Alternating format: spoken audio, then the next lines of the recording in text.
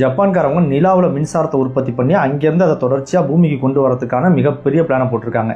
இது மட்டும் நடந்துச்சுன்னா பூமியில் பல மாற்றங்கள் ஏற்படும். எல்லாருக்கும் எப்போதும் தடை இல்லாத மின்சாரம் கிடைக்கும். ஆனால் எப்படி நிலாவில் உற்பத்தி பண்ணுற மின்சாரத்தை ஒயர் கூட இல்லாமல் அங்கேருந்து பூமிக்கு கொண்டு வந்து சேர்க்க முடியும்? இது சாத்தியம்னா நம்ம வீட்டுக்கும் ஒயரே இல்லாமல் கரண்ட்டை கொண்டு வரது சாத்தியம் தானா? தெரிஞ்சு போவாங்க. நான் உங்கள் ஹரிஹர சின்னா.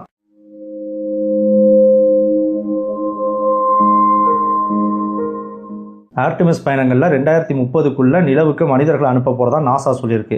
அதே மாதிரி ஜப்பான் 2035லேருந்து தொடங்கி அதுக்கப்புறம் நிலவுலேயே ஒரு பெரிய கட்டுமானத்தை உருவாக்கி அங்கேருந்து மின்சாரத்தை பூமிக்கு கொண்டு வர போகிறதா அறிவிச்சிருக்காங்க. நிலவோட ஈக்குவேட்டர் பகுதி இருக்கு இல்லையா, அதை சுற்றி சோலார் பேனல்ஸை அமைக்கிறதுக்கான ஒரு மிகப்பெரிய கட்டுமானத்தை தயாரிக்க போகிறாங்க. நிலவோட அந்த ஈக்குவேட்டர் பகுதியோட மொத்த சுற்றளவுன்னு பார்த்தா தோராயமாக 10,921 கிலோமீட்டர். அப்படின்னா கிட்டத்தட்ட 11 கிலோமீட்டர் நீளத்துக்கு 11 கிலோமீட்டர் சுற்றளவுக்கு சோலார் பேனல்ஸ் அமைக்க போறாங்க. இதோட அகலம் 100 கிலோமீட்டருக்கு அதிகமாக இருக்க போகுது. இதுக்கு லியூனார் சோலார் ரிங் ப்ராஜெக்ட் அப்படின்னு பேரு.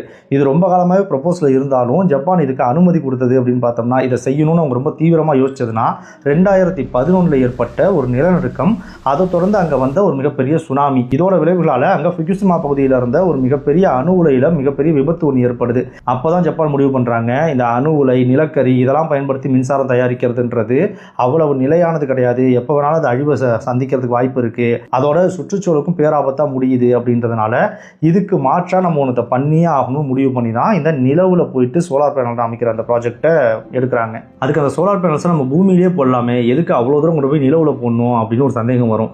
நம்ம பூமியில் போடுறதுல நிறைய சிக்கல்கள் இருக்குது. முதல்ல பூமியோட நிலப்பரப்பில் பெரும்பகுதியை மனிதர்கள் ஆக்கிரமிச்சுக்கிட்டு இருக்கோம். ஊர் இருக்குது, வீடுகள் இருக்குது. அதுக்கு மேலே போடுறதுக்கான வாய்ப்பு ரொம்ப கம்மி. ஒவ்வொரு வீட்டு மேலே போடுறது அப்படின்றது நேரடியாக அந்த சூரிய ஒளி எல்லா இடத்துலையும் சமமாக படுறதையும் அது கொஞ்சம் பாதிக்கும். சரி, அப்படின்னா அதை கொண்டு போய் பாலைவன பகுதிகளில் போடலாமே, அங்கே தான் எப்போதுமே வெயில் இருக்குன்னு பார்த்தா பாலைவனம்ன்றது அங்கேயுமே ஒரு உயிர் சூழல் நிலவிக்கிட்டு இருக்குது, பல்லுயிர் சூழல் இருக்குது.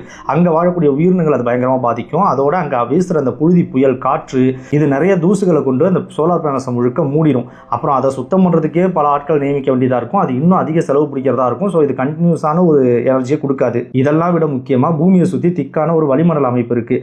அந்த வளிமண்டலம் பூமியை நோக்கி வர சூரிய ஒளியில் பெரும்பகுதியை பிரதிபலித்து திருப்பி அனுப்பிடுது, உள்ளே விடுறதே இல்லை. அப்புறம் இங்கே மேகங்கள் இருக்குது, இதெல்லாம் அந்த சூரிய ஒளியை அதிகமாக தடுக்கும். அதனால் பூமிக்கு உள்ளே எவ்வளவு தான் நம்ம சோலார் பேனல்ஸை போட்டாலும் அது அவ்வளவு எஃபிஷியன்சியாக இருக்காது. ஆனால் நிலவில் வளிமண்டலமே இல்லைன்றதுனால காற்றால் தூசு ஏற்பட்டு அந்த பேனல்ஸை மூடுறது, மேலே தூசு படுகிறது, இந்த மாதிரியான பிரச்சனைகள் இல்லை.